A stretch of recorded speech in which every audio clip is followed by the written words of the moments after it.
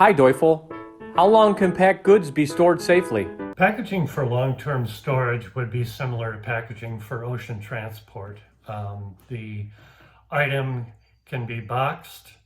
The equipment should be either shrink wrapped or sealed in a foil vacuum environment with desiccants inside the sealed area.